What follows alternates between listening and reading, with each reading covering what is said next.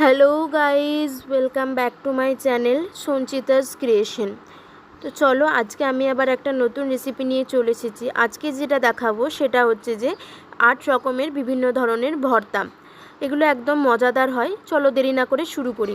প্রথমে একটা ফ্রাইং প্যানে তেল গরম করে নিয়ে সেখানে আমি কয়েকটা শুকনো লঙ্কা ভাজার জন্য দিয়ে দিয়েছি। লাল লাল করে ভেজে আমি এগুলোকে তুলে রেখে দেব। ভাজা হয়ে যাওয়ার পরে আমি আলাদা করে দেব হচ্ছে যে রসুন কুচি। রসুন কুচিটাকেও ভালোভাবে লাল লাল করে ভেজে তুলে রাখলাম। এরপরে দিয়ে দেব একটা বড় সাইজের পেঁয়াজ কুচি। পেঁয়াজটাকেও নরম হওয়া অবধি লাল লাল করে ভালোভাবে ভেজে আলাদা করে তুলে রাখলাম। সব ভাজা হয়ে যাওয়ার পর একটা পাত্রে অল্প পরিমাণে নুন নিয়েছি, তার মধ্যে কিছুটা পেঁয়াজ ভাজা, তারপরে কিছুটা হচ্ছে যে লঙ্কা ভাজা, এগুলো দিয়ে হাত দিয়ে ভালোভাবে চটকে একটা মিশ্রণ করে আমি আলাদাভাবে রেখে দিচ্ছি। এবার শুরু করি ভর্তাগুলো। প্রথমেই একটা বা দুটো যতগুলো করবে পটলগুলো আমি সেদ্ধ করে নিয়েছি। এটার মধ্যে একদম জল চিপে একটা বাটির মধ্যে রাখলাম। তারপরে দিয়ে দিচ্ছি এটার মধ্যে ধনেপাতা কুচি। তারপরে যে পেঁয়াজ আর লঙ্কার মিশ্রণটা করেছিলাম সেইটা দিয়ে দিলাম। অল্প পরিমাণে একটু নুন দিয়ে দিচ্ছি। এরপরে এটাকে হাতের সাহায্যে ভালোভাবে মেখে নিচ্ছি।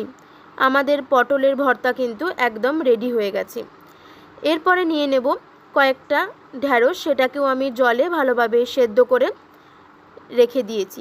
এখানে এরপরে দেব কিছুটা পরিমাণে ধনেপাতা কুচি, কিছুটা যে পেঁয়াজ আর লঙ্কার মিশ্রণ করেছিলাম সেইটা, কিছুটা পরিমাণে নুন দিয়ে দেওয়ার পরে ভালোভাবে হাতের সাহায্যে চটকে আমি মেখে নিচ্ছি।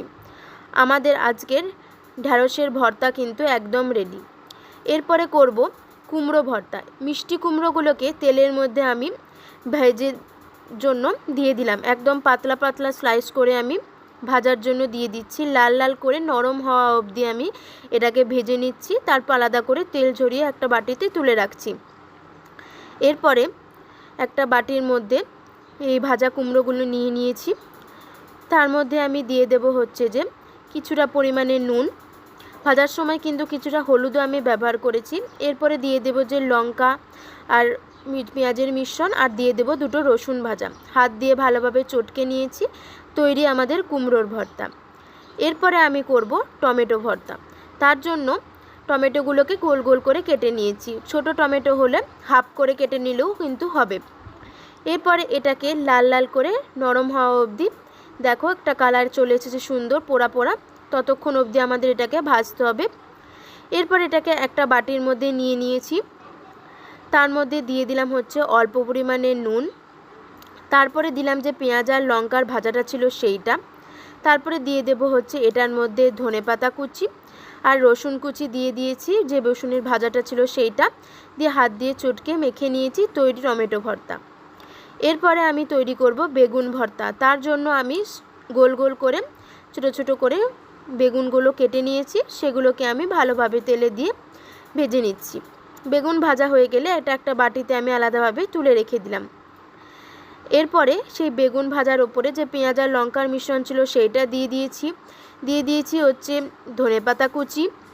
ভাজার সময় কিন্তু আমি হলুদ দিয়ে ভেজেছি, তাই এক্সট্রা করে হলুদ আমাদের দরকার নেই। এরপরে এটাকে হাত দিয়ে চটকে ভালোভাবে আমি মেখে নিচ্ছি।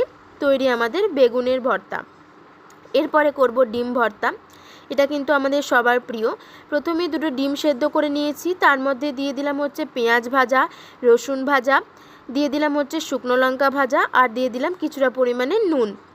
এরপরে হাত দিয়ে চটকে আমি ভালোভাবে কিন্তু এগুলোকে মিশিয়ে নিচ্ছি। তৈরি একদম মজাদার আমাদের ডিম ভর্তা। এরপরে আমি তৈরি করব ডাল ভর্তা। মসুর ডাল আমি আগে থেকে ভালোভাবে একটু শুকনো শুকনো করে সেদ্ধ করে নিয়েছি। এর মধ্যে দিয়ে দিলাম পেঁয়াজ ভাজা, রসুন ভাজা, আর হচ্ছে শুকনো লঙ্কা ভাজা। এটাকেও হচ্ছে যে ভালোভাবে আমি হাতের সাহায্যে চটকে নিয়েছি। তৈরি হয়ে গেল আমাদের মজাদার ডাল ভর্তা। এরপরে তৈরি করব হচ্ছে যে বাদাম ভর্তা। তার জন্য কিছুটা পরিমাণে বাদাম আমি ড্রাই রোস্ট করে নিয়েছি অল্প পরিমাণে নুন দিয়ে। এরপরে পেঁয়াজ ভাজা, শুকনো লঙ্কা ভাজা, রসুন ভাজা দিয়ে এটাকে কিন্তু মিক্সির সাথে বেটে নিয়ে বাদামগুলোকে একসাথে সব কিছুকে আমি মিশিয়ে নিচ্ছি। এরপরে আমাদের তৈরি হয়ে গেল কিন্তু মজাদার বাদামের ভর্তা। আজকের 8 রকমের ভর্তা কিন্তু একদম রেডি। ভিডিওটা ভালো লাগলে লাইক কমেন্ট করবে, চ্যানেলটা সাবস্ক্রাইব করবে।